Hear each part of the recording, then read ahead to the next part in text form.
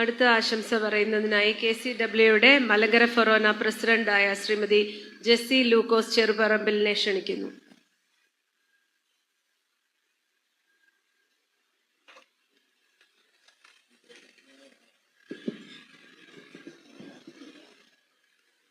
കോട്ടയം അതിരൂപത അധ്യക്ഷനും ഈ മീറ്റിംഗിൻ്റെ അധ്യക്ഷനുമായ അഭിവന്യ മാർ മാത്യു മൂലക്കാട്, നവ അഭിഷിക്തനായ അഭിവന്യ മാത്യൂസ് മാർ പക്കോമ്യൂസ്,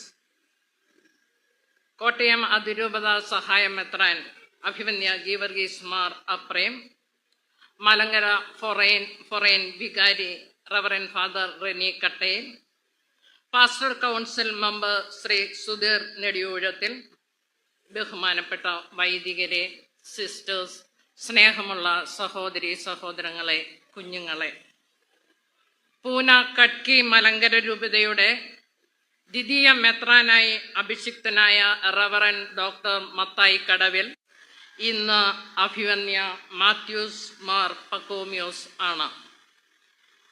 ജന്മം കൊണ്ട് ജ്ഞാനായക്കാരനും കർമ്മം കൊണ്ട് മലങ്കര കത്തോലിക്ക സഭ അംഗവുമായ അഭിവന്യ പിതാവ് കഴിഞ്ഞ 34 വർഷം കൊണ്ട് തൻ്റെ സഭയ്ക്ക് നൽകിയ വിലപ്പെട്ട സേവനങ്ങൾക്ക് ദൈവം തമ്പുരാൻ നൽകിയ അനുഗ്രഹമാണ് ഈ മേൽപ്പെട്ട സ്ഥാനം. അഭിവന്യ പിതാവ് അറിയപ്പെടുന്ന ദൈവശാസ്ത്രജ്ഞനാണ്. 10ലധികം ഗ്രന്ഥങ്ങളുടെ കർത്താവാണ്. അനേകം ദേശീയ അന്തർദേശീയ പ്രസിദ്ധീകരണങ്ങളിലെ ഈടുറ്റ ലേഖനങ്ങളുടെ രചയിതാവാണ്. English, Malayalam, Hindi, French, German എന്നീ ഭാഷകൾ അറിയാവുന്ന ഒരു ബഹുഭാഷാ പണ്ഡിതനാണ്. നമുക്കറിയാം, ഒരു സഭയ്ക്ക് മേൽപ്പട്ടക്കാരനെ കിട്ടുക എന്നത് ഒരു ദൈവ നിയോഗമാണ്. ദൈവമാണ് അയക്കുന്നവൻ. അയക്കുന്നവനോടുള്ള ബന്ധത്തിൽ മാത്രമേ അയക്കപ്പെട്ടവർക്ക് വിലയും നിലയും ലഭിക്കുകയുള്ളൂ. നമുക്കറിയാം, ഒരു തീക്കുണ്ടത്തിൽ കരിക്കട്ടയിട്ടാൽ അത് കത്തിജ്വലിക്കും. എന്നാൽ ആ തീക്കുണ്ടത്തിൽ നിന്ന് കരിക്കട്ടയെടുത്ത് മാറ്റിയാൽ അത് വെറും കരിക്കട്ട മാത്രമാണ് എന്ന് പറഞ്ഞ പോലെ ക്രിസ്തുവിനോട് ചേർന്ന് നിന്നാൽ മാത്രമേ നമുക്ക് മൂല്യമുള്ളൂ. ക്രിസ്തുവിൽ നിന്ന് അകന്നുപോയാൽ വെറും കരിക്കട്ട മാത്രം. ഓർമ്മിപ്പിച്ചു എന്ന് മാത്രം. ഈ അവസരത്തിൽ വിശുദ്ധ പൗലോസ് ശ്ലീഹ തെസ്സലോനിക്കാർക്ക് എഴുതിയ 1-ാം ലേഖനം 5-ാം അധ്യായത്തിലെ ചില വാക്യങ്ങൾ ഞാൻ ഓർമ്മിപ്പിക്കുകയാണ്.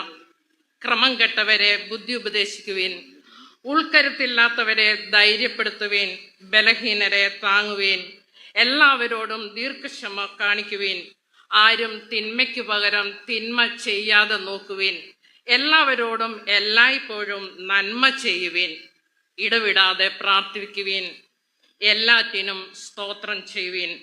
ഇതല്ലോ നിങ്ങളെക്കുറിച്ച് ക്രിസ്തുവേശുവിൽ ദൈവേഷ്ടം. ഇത് തന്നെയാണ് സഭാമക്കളായ ഞങ്ങളും ആഗ്രഹിക്കുന്നത്.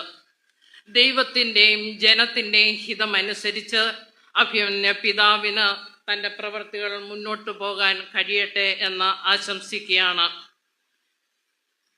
ദുരന്തങ്ങൾ ആവർത്തിക്കുന്ന ഭൂമിയിൽ അതിജീവനത്തിനായി ജനങ്ങളെയും സമൂഹത്തെയും ശാക്തീകരിക്കുന്ന ഒരു ശക്തി കേന്ദ്രമായി മാറാൻ പ്രാർത്ഥിക്കുന്നു. മനുഷ്യ ജീവിതത്തെ വിശുദ്ധിയുടെ സൗന്ദര്യത്തിലേക്ക് നയിക്കുവാനും ഈ ലോകത്തെ കൂടുതൽ അർത്ഥപൂർണമാക്കുവാനും ദൈവനിയോഗം ഏറ്റെടുത്ത് മുന്നേറുവാനും അഭിമന്യ പിതാവിന് കഴിയട്ടെ എന്ന് പ്രാർത്ഥിച്ചുകൊണ്ടും ആശംസിച്ചുകൊണ്ടും എൻ്റെ വാക്കുകൾ നിർത്തുന്നു. നന്ദി.